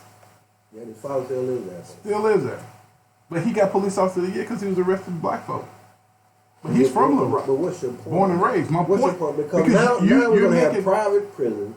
And now what you're going to have sometimes, a lot of times we have people in these positions that are promoting their own self-interest. Exactly. Right. And it goes back to I would, Right. but I won't lose my I job. don't lose my I job. would, Exactly. I won't lose my. I So won't you say lose he got my officer job. of the he got I'm police not officer saying- of the year I don't know why he because got he police officer. didn't want to lose I'm his not job. going to say that. That would be idiotic. Well, foolish, and that, I wouldn't say why. He Allow got me it. to elaborate, if you will. How do you know? Allow me to elaborate. I will. So Okay. I can't remember what was going on, but I was making a point about the police department, right? Now I've been knowing Haywood Finks all my life. Me and him played baseball together when I was in 12. We played Little League baseball together for First National Bank. Me and Haywood Finks. We played baseball together. He was the back catcher. I played first base. What's a bat catcher? He was the back catcher, dude. The catcher. Okay, well, that's what y'all call it, the catcher? No, Oh, yeah, my bad. yes. I forgot. I got hood on y'all. No, yeah, okay, you did. Pardon me. He was the catcher. I played Would catcher. you like some Grey so- Poupon? He you played got some? catcher. I played first base. Okay. I've been knowing Hayward all my life. I made reference to him, right? As I was talking about good police officers, and I turned around and looked at him, and that brother was shaking his head like, I don't know this nigga. Well, But see, hold on, Black. Okay, Black. Black. The problem that bothers me here is that we seem to think that just because a brother is from our community, he's of our community. And that ain't always true. All skin because folk ain't kinfolk. All skin folk ain't kinfolk. Right. It's a lot of brothers, if we chose to, we could have conversations about them who live in our city every day, but ain't of our city. Well, here's two things with that. You make a great point. And I didn't notice until you told me this. Chief Finks had dropped out of the BPOA, the Black Police Officer. And but why did he drop out? I don't know. Let me tell you Listen, first. I don't He dropped out because the FOP, the national FOP, sent a letter saying, "Hey, we ain't supporting no damn Kaepernick and nothing about Kaepernick." And the BPOA was supporting Kaepernick. Plus, they filed a lawsuit against the police department. And Fink said he couldn't be down with that. Let me find this email. I'm gonna read it to these people real quick. Well, Hey, man, the same thing. Let me say the same thing with Buckner. They said, what are the top three things you want to accomplish if we hire you? First one was reduction in time, obviously. The second was to eliminate the need for the BPOA. Now, some people in the room heard eliminate BPOA. I heard him say eliminate the need. Now, that means he's going to have control over educational institutions, financial institutions, housing. I mean, eliminate the need. The need is much bigger than the police chief making, decisions on administrative factors. I think that to the point you're talking about, I think you're right. Some of us, and like my brother said, all skin folk and kinfolk, I think that if there are no repercussions with misdeeds and criminal activity, there's no discipline that matches what it is that they're doing, then we're not going to have any changes. Exactly. Let me ask you about the response from the people, the ministers in Dallas. I mean, in Fort Worth after this shooting. Did you get a chance to listen to any of the press conferences or the ministers that? Well, let me quickly encapsulate. So soon after this murder took place, multiple ministers gathered at a local church to express their dismay, their outright objections, concerns about what has happened to Miss Jefferson and apparently some other issues that was going on with the Fort Worth Police Department. And as I sat there and I listened to them, I hate to say this, but no, I don't. I couldn't help but to think about Little Rock and Bradley Blackshire. Whereas that to this day, we have had no ministerial alliance or anything to come out and say one word, pro or con, Right. about that issue. I think you made a great point. Furthermore, we have had no ministerial alliance to come out and support the struggle for the Little Rock School District. Absolutely. And I must admit that as I watched that, I became frustrated all over again with Little Rock leadership. Now, obviously, that's not you, but part of the problem in this city is that black people, black ministers, black so-called leaders refuse to stand up when time calls you to stand up. And before time, I mean, we got to quit playing checkers and start playing chess. I mean, we got some of these buildings, we got $10 million churches in $10 neighborhoods. And the only connection they have to those communities is security guards patrolling the parking lot. We got to start playing chess instead of playing checkers. I think that sometimes our reaction is expected. We don't protest, we don't protest. Why not engage those institutions on the front end and demand that we provide employment opportunities, transition to adult opportunities for young people who are unemployed or underemployed? Why not demand that we allocate resources in places where we have criminal activity? Resources beyond law enforcement, resources that center itself on community building, community development. So I think that our responses sometimes, I think it registers in a negative way with respect to how we are viewed and engaged by people who don't look like us. I mean, I think that if there is more concern expressed on the front end, I think we have a greater level of respect. I'm believing that, but I just think that you're right with this whole notion that every time something happens, we want to protest. Listen, me and the previous mayor, we had a big disagreement. November of 2018, I think it was November. I made a comment because we had a press conference. They had an emergency press conference after they had that shooting at that nightclub down here the next day. I didn't go. And I brought up to that night a couple of weeks ago, after the meeting, a couple of weeks after the meeting, I said, it frustrates me because we had a triple homicide that Saturday. We had a homicide that Friday. And then we had another homicide that Sunday. So we had 5 homicides over the weekend, and we're sitting here talking about first 2. Now, and when I told the mayor, he said, well, homicide doesn't solve crime. I said, yeah, Mayor, you're right. But why are we having one this next day? Why are we having an emergency press conference this next day? I know press conferences don't solve crime, but we're saying to the public there are certain things we're not going to tolerate. And then, and then indirectly, I think subconsciously we're telling the public there are some things we will allow to happen to certain groups of people, right, certain parts of our community. I don't have to be a rocket scientist, either you or Robert. We can almost, a certain degree of accuracy, pinpoint where the violent crimes are happening, where they're going to happen, based on the demographic of the community that is happening there. And the reaction from my colleagues is really frustrating because beyond law enforcement, we don't see the need to invest resources in those communities where we know the cause. I mean, listen, this upsets me. I'm trying to be cool in the city director, but we always say we won't tolerate crime in Little Rock. Yet we're tolerating conditions that prove that produce crime. Yeah. How silly is that? How idiotic is that? We're not going to tolerate crime. Public safety is our number one priority. We say that time and time again. Yet still, we'll tolerate those social ills that produce a crime in our community. So we're saying one thing and acting another way. And I think that's the frustrating part. It goes back to the part that Robert said about power. We have no power beyond us coming together.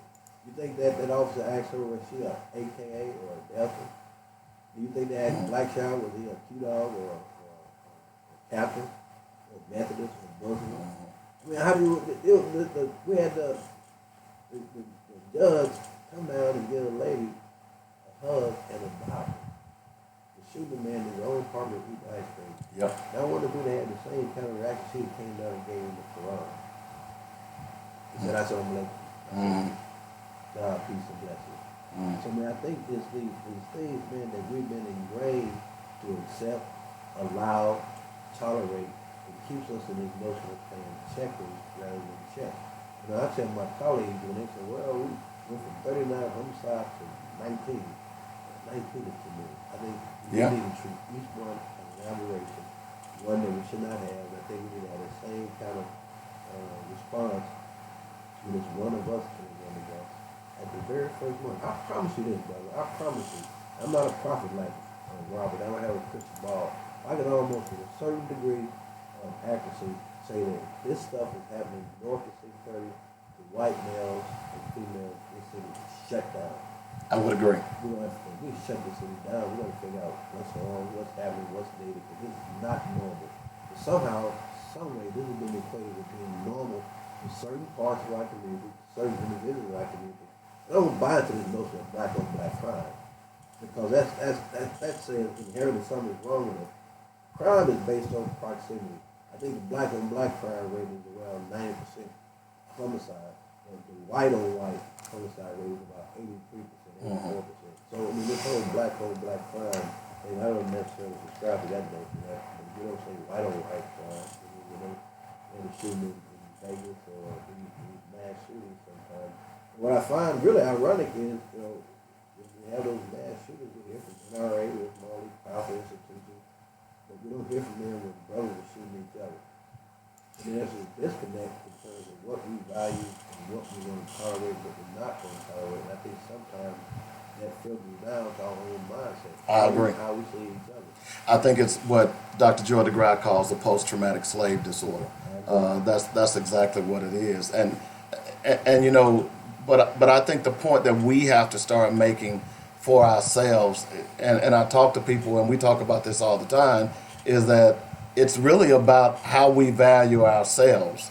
And if we don't begin to value ourselves, we should be equally as upset, as you said, for a young black male killing one another, but we also have to understand the dynamics of why that happens. And if we don't understand things like economic deprivation, white supremacy that contributes to that, a mentality in the police department that contributes to that, all of that is important for us if we're going to move forward. And we got to break down those old social mores. And, you know, people get mad at me, but I think part of the problem is Christianity, because I think you made an excellent point. If you say love a person, if that woman would have been Muslim and gave her a hug, does she not love? Do Muslims not love? See, that's the hypocrisy of all of this. But we got to be real about this. Great point, because love for others is predicated on self-love. Exactly. If I don't love myself, I can't love you. And that's the part that we wrestle with, and we have not, unfortunately, we have not developed a love for ourselves, which when we say we love other folks, man, I wish we could love each other as much as we love the people who don't even like us. right. Can I have a few minutes? I'd just like to share something with you all, with you brothers. In accordance with Article 3, Section 8 of the Little Rock Police Officers Association bylaws, please accept this correspondence as my formal notice to terminate membership with the Little Rock Black Police Association. I do so with a heavy heart, knowing the purpose for which this organization was founded. As a past treasurer, president, and 28-year member, it saddens me to see an organization whose sole purpose and intent was to uplift and enhance the advancement of blacks in law enforcement allow itself to become a victim of subterfuge by a few individuals with personal agendas. I can no longer stand by in good conscience and support the actions of this organization. If any further action is required to stop payroll deduction of dues on my behalf, please let me know. Respectfully submitted, your Assistant Chief and Director and your friend, Hayward Finks. You know why he was doing that, though? What was that date on that? What was the date on August 9th. How far? Hold on. That wasn't the date. Hold on. There is no date on here. But you know why he was doing that, right? Was that? You and I both know. He's doing it to get the job. Exactly. You and I both That's exactly what that was for. And last week, But this was in 17. But it makes no difference. I mean, they knew that he put no bucket. He wasn't no business. Exactly. So, Robert, Tuesday, 2 days before my encounter, I made a comment and followed up with an email the next day asking the city attorney, the mayor, and city manager, why do we not have the black firefighters and BPOA at the table when we're doing collective bargaining? Because I made mention that all of our officers and firefighters are not in both unions. So how can you have one union be recognized as the official bargaining union for firefighters or police officers? I made that comment. I think I even sent you that email. I think I made that comment. I think you did. And I made that comment that night because I think that you have these certain levels of importance, several levels of authority or involvement or power, however you want to couch it or phrase it. But I think that filters down to how we see ourselves and see each other. Man, listen, love for others is predicated on self-love. We got to learn how to love ourselves. And unfortunately, somehow, some way, and I think it may be the PTSD, I think, that Dr. made reference to, is we haven't gotten away from, we haven't divorced ourselves from it. You know, we look at each other differently. I mean, I don't know what it is that make us think that not smiling at each other is going, that's going to solve something. I smile at brothers and sisters myself. I speak to them, I greet. Now, I see the same brothers and sisters smile and greet people don't look like that. What is that? Mm-hmm. It's brainwashing. Well, and then Dave can tell you more about that because I had to take him through a course where I de-brainwashed him. So, Dave, can you please speak to this for us? You talking to me? Yeah, angry black man. Please, can you speak to this? Okay. I've been angry a long time. Okay. Yeah, I know. they ain't got it right to be. I mean, any conscious black man in America gonna be angry. If you're not conscious, I mean, any conscious black man in America gonna be angry. So listen, man, the stuff that's happening right now, the poverty, the economic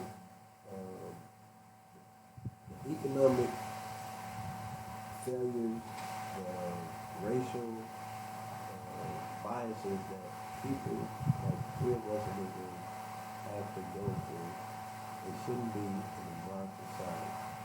They shouldn't be in a modern society. They should be in a museum somewhere. Yeah, well, check this out. If we're talking about growing and developing of human beings. And I think we often, I'm going to stop, brother, because I got to get out before you get me in trouble. We have these things, and I graduated. You graduated from Central High. Hell to the old goal, baby. Hell Hell to the old goal. But listen, we have these 10 years. I went to the one in the 50th anniversary.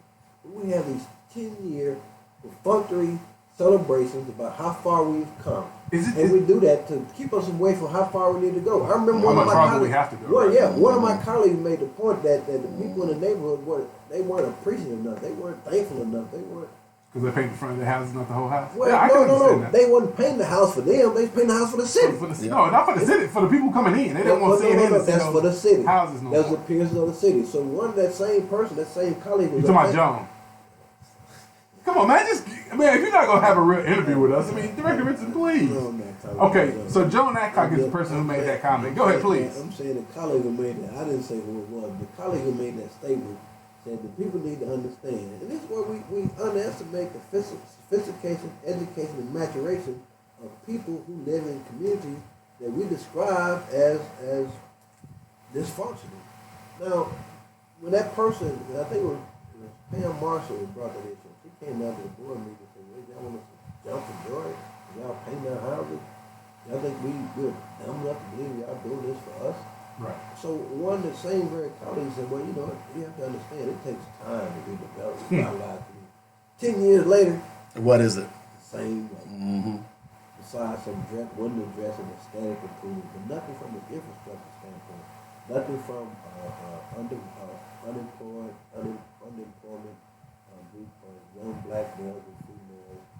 No transition to a government strategy. No infrastructure work, none whatsoever. Beyond this static stuff to make it appear that we've improved, we're making progress. We use these symbolic, perfunctory celebrations as a way to take our eyes away from how far we need to go. I don't think that's a place you want to start to judge your humanity, in my mind. Well, I think it's important that we know. We're talking about. I need to read this comment because one of our callers, one of our guests sent this. She said, Director Richardson, correct. And those social ills contribute directly to what's happening in certain Little Rock Public Schools, Little Rock School District schools. It's all tied together, and the powers that be know it. So she agrees with you wholeheartedly. I think it's important to know. You can walk out now. You drop the mic.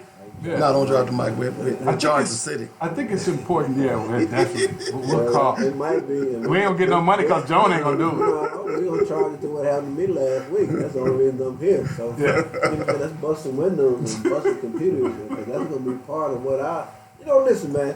There has to be repercussions for the things the misdeeds, the mistreatment of people in our community, especially by those who are in power. Now, I call those people misery merchants. They capitalize on the misery of other folks. Now, unfortunately, those other folks look like us. And now we're gonna have private prisons in the state of Arkansas. What's their job?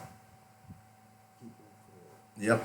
97% capacity. And then for the most part, they're gonna be non-violent. Oh, hold on, man. Hold on 1 minute. I got another letter.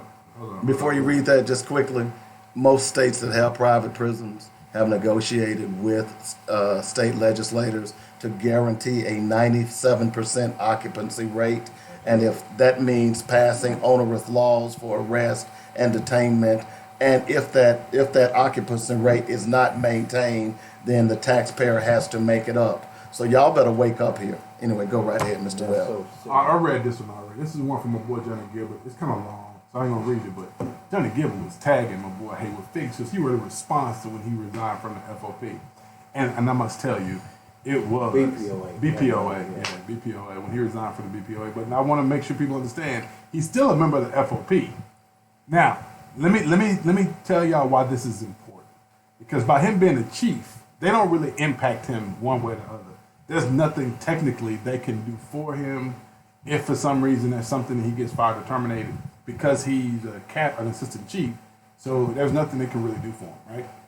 But he's still a member of the FOP, but not the black police Well, I association. remember one day, brother, you and I were playing golf at War Memorial, and right before we were putting our golf club in the park, there was a brother that's on the police department, that's on the force. Custer, yeah. That's That's his name. That was Custer. Yeah. And he filling up his car, and you asked him, was he a member of the FOP? He said, yeah. Yeah. And he said, you know what BPOA? No, yeah. I'm thinking I about didn't it. call Yeah. his name. That was Custer, yeah. I didn't know it. I know his mom. His mom was a vet. Yeah. But I know the brother just didn't know. I think he just didn't know. Because you think he knew? Well, this is why I'm gonna say he didn't know because I know I've heard the conversation where you could not, the BPOA did not get an opportunity to get in front of the recruits because they told the BPOA that it was a courtesy that they wasn't guaranteed they could get in. Now, my thing is, if you treat black police officers like that, I hate to see how you treat black folks out here in these streets. Exactly. I'm just saying. Well, that's not what you said to me when the brother left. So. That's not what I said. To remind me of what I said, because I often forget. Can you repeat Robert Webb? Can you quote me right now? Is it safe to quote me right now? Well, this is not selective amnesia, but I think you were critical. You was critical of the brother being in one and not being in the other. And I think the reason that he gave, I think you were dismissive of it. You would say, yeah, well, you didn't make that up. You got to look out for us and not whoop you as usual. That's funny. Did you take his money? That's funny. That I took $8.27. Take all his lunch money. I got that. But Now I remember you asked me for $10 that day. The point of the matter is, what Buckner said, the second thing of his top three accomplishments to eliminate the need for a BPOA. Now, the need for a BPOA is much broader than police forces. Mm-hmm. I mean, the need was centered around bargaining, collective bargaining, it's centered around education, it's centered around financing, housing, it's a whole host of factors that justify the need for us, unfortunately, to have these separate unions, separate organizations. Now, if everything was fair and equitable, it wouldn't be a need. Right. I don't think they're just doing this for symbolism or doing this for recognition or doing this just to say we're doing this. I mean, like you two brothers, y'all do things, y'all help people because y'all know that's God's will. That's the rent we pay for our room here on earth. Right.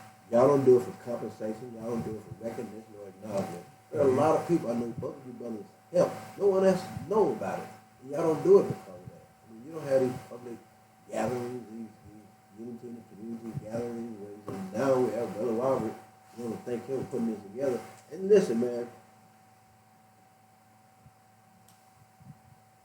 My life is God's gift to me.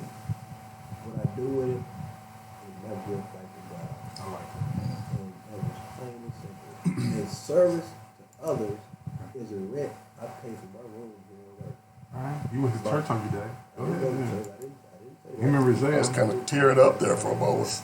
Can you give something? No. The doors of the church are open. Please, can you come forward? If you want to give your life to the Lord, can you please come forward? No, you gotta say, what you doing with my The money? doors of the church are What open. you doing with my money, The doors man? of the church are Where my money? Get your hand out of my pocket.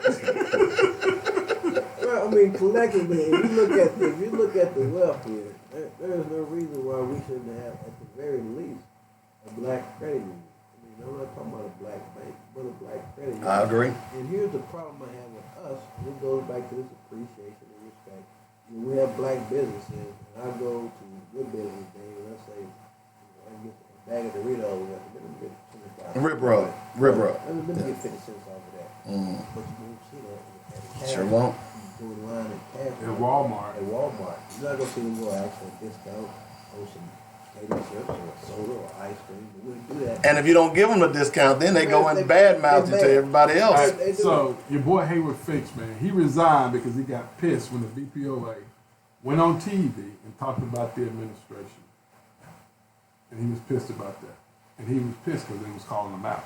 Now he black, He was trying to get a job, man. You Oh. can't hate the brother because he's trying to move up the ladder. but why you gotta step on me to move up? Why you can't move up on your damn own? But Why I gotta be that's stepped on? that's for what you to move up? that's what you black folks do. Y'all step on other black folks I'm not to get to the top of the. Look, Hey man, Public Enemy said it. Chuck D said it a long time ago. He said every brother ain't a brother because you're colored. This is what to be undercover. Every brother ain't a brother just because You're you're not back colored. there. Just as well, might as well be. JC is right there. So I think I don't think we define our blackness based on the complexion of our skin. And obviously we don't have the complexion for the connection. So I think we need to see the need for us to come together. Regardless of whatever manufacturing division we have, man, if we agree on 99 or 100 things, we let no one thing keep us working together, man, we're idiotic. Your friend Hayward Finch. Your friend Hayward Finch. Well, man, we're on the radio. How you not? You gotta identify people so people know you're talking about director. I apologize if I'm making you feel uncomfortable. You can't tell me. Should I not? Should I not call? You couldn't tell me who I'm friends. Should I not? Now, Should I not mention your you friends Joan Adcock and Doris Wright? you Are you cannot- saying I shouldn't do that? You saying they must? How do you know? What gauge? What measure? You and what Doris danced together at the firefighter ball. She was all up on you doing this. You can't determine my thing. I'm respectful and praise to everything. Joan Adcock always speaks highly of you. She said sweet before she called you nigga. She said sweet nigga kid. You won't do that. It'll be Sweet. It'll be some furniture moving in. But don't let a certain type fool you. That doesn't happen. But I appreciate you calling them out. I mean, I think it wouldn't be well. It wouldn't be just I speak to court for me to do that. I mean, I respect them. Even though I don't get that same kind of respect, I let that change up. That's a positive with respect and courtesy. But I think you would be the fire company who have a problems with.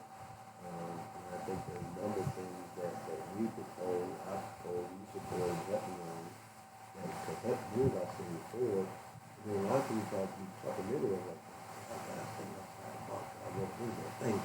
No, man, we just trying to catch up. We just trying to catch up. That's all we're doing. That's it. We're trying to make a system that's going to be fair, equitable, everyone. You're not going to have selective salvation. This happens a lot. You have selective salvation. It happens in the criminal justice system. It happens in the educational system. You have selective salvation.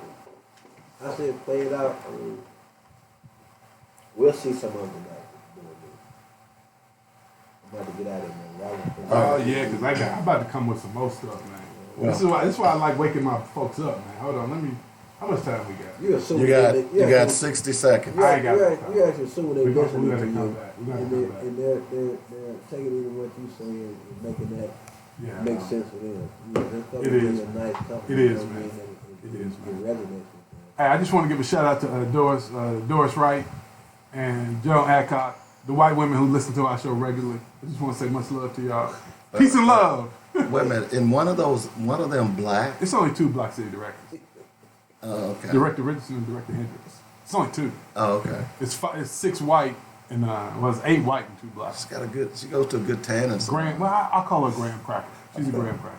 Okay. She's black man, outside, but she's white let me inside. say this. I want to thank you, brothers, for inviting me on the show today. I want to say keep doing what you're doing to try to wake up people up. That's what we need. And we guys need to have big artists than campaign Roy has right now. And I think unfortunately sometimes we treat skills and we make it you guys keep doing the work you do about the music, the bad people, blessings to your audience and thank you guys for letting me do what you do. Sure, and we enjoy it as always, and Yeah, we did. and don't wait till you get arrested again before you come I back. wasn't arrested. I was silent.